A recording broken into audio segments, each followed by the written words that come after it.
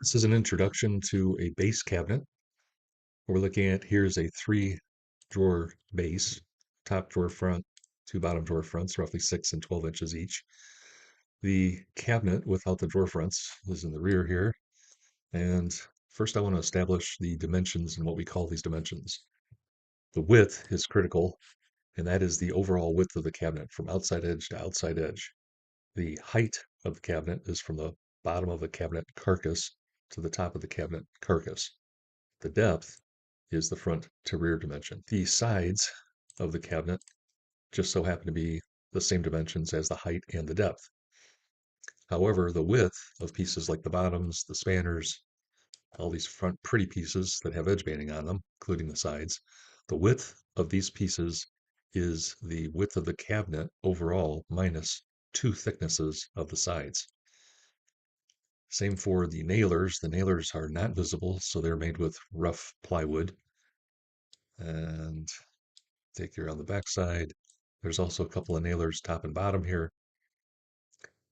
And these are all attached with pocket screws. There's some screw holes shown, that's misleading. There is also a back panel that slides into place in slots routed in the sides and the bottom.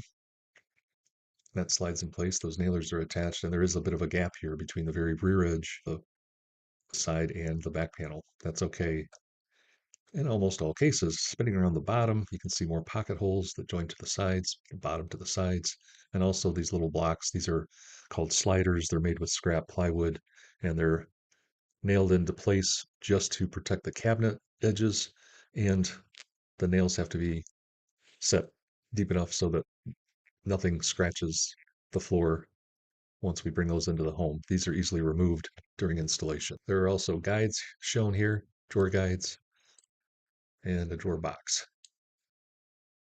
Things that are critical to the customer. Number one, they want to see beautiful trim on the outside that is perfectly aligned, edge to edge, and between. So these gaps are very important that they're consistent. The next thing that the customer sees is some of this edge banding on those front pieces. So that needs to look nice and clean. In order to make all this happen, the box itself must be square from all dimensions. So it needs to be a perfect cube. That makes the drawer guides work smoothly so the drawer boxes can slide in and out. It is not so critical exactly where the drawer boxes are placed. However, once we attach the drawer faces onto the drawer boxes, it's important to label the drawer boxes. So if we take this thing apart, take out the bottom 2 drawer boxes, and then have to put them back in place, if we get them in the wrong place, these will not fit anymore. The width of the cabinet is important because once we stack up a row of cabinets, they should be the correct dimension all the way across. The height of the cabinet is not so important because this will be mounted on top of a kickbox platform, and also there's some shims involved. The depth is critical from the front edge. So once cabinets are joined together, the front edges must align exactly together. However, the backside, if there's some variation along the back edge, that is not so important because we'll line up everything front edge to front edge from cabinet to cabinet.